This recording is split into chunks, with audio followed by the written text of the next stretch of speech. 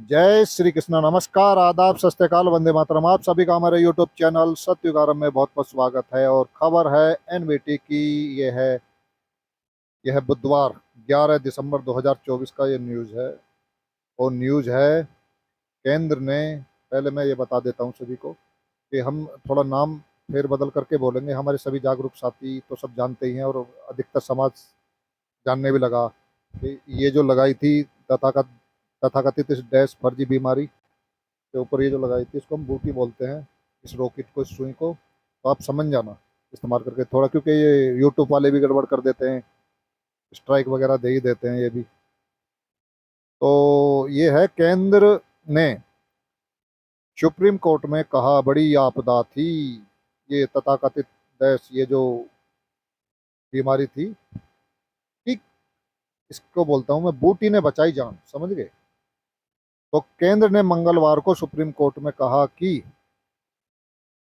ये तथाकथित डैश बीमारी एक ऐसी आपदा थी जो पहले कभी नहीं हुई, और बूटीकरण ने लोगों की जान बचाई। यह दलील तब दी गई जब न्यायमूर्ति विक्रम नाथ और न्यायमूर्ति पी बराले की पीठ में दो महिलाओं की कथित तौर पर टीका लगने से मौत मौत से संबंधित याचिका पर सुनवाई कर रही थी। केंद्र का प्रतिनिधित्व कर रहे अतिरिक्त सॉलिसिटर जनरल ऐश्वर्या भाटी ने कहा कि तथाकथित बीमारी एक ऐसी आपदा है जो पहले कभी नहीं हुई। देखो जी, ठीक है, पहले कभी नहीं। इस पर महिलाओं के माता पिता का प्रतिनिधित्व कर रहे वरिष्ठ अधिवक्ता कॉलिन गोजाल्विश ने जवाब दिया कि हम इसका विरोध नहीं कर रहे हैं, इसकी बूटी के बारे में कह रहे हैं। ठीक है जी।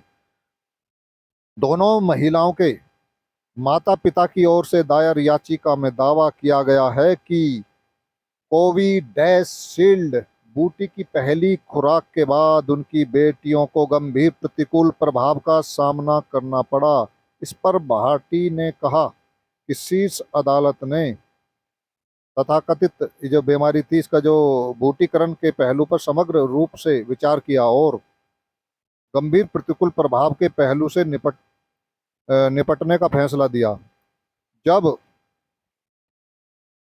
जब गोजाल्विस ने कहा कि दोनों याचिकाकर्ताओं ने टीकाकरण के बाद अपनी बेटियों को खो दिया था, और पीठ ने कहा कि इस अदालत ने इस पर विचार किया, हमें इस पर निर्णय करना होगा। कोर्ट ने केंद्र को 4 सप्ताह के भीतर आवेदन पर जवाब देने का निर्देश दिया, जिसके बाद मामले में आगे की सुनवाई की जाएगी। तो ये दो महिलाओं की है, कथित तौर पर बूटी लगने से मौत से संबंधित याचिका पर सुनवाई के विषय में है पूरा टोटल।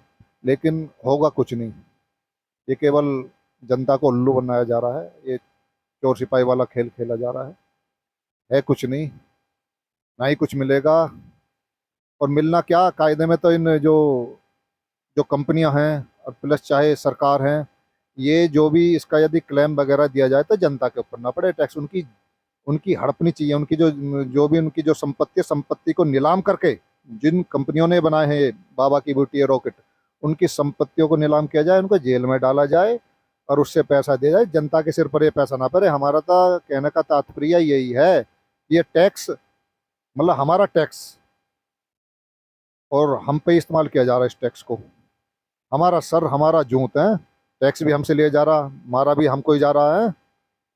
तो इसके खिलाफ आवाज उठाओ। अब ऐसा नहीं चलने वाला। भविष्य में और भी लेकर आएंगे। अभी इनके मार्केट में तैयार 2025 की भी तैयारी चल रही है। नए जो एक तथाकथित डैश बीमारी फिर लॉन्च होने वाली है। सब प्रोग्राम पहले से ही फिक्स्ड है इनका। तो सावधान रहें, सतर्क रहें, स्वस्थ रहें। जय हिंद, जय भारत, वंदे मातरम, राधे राधे।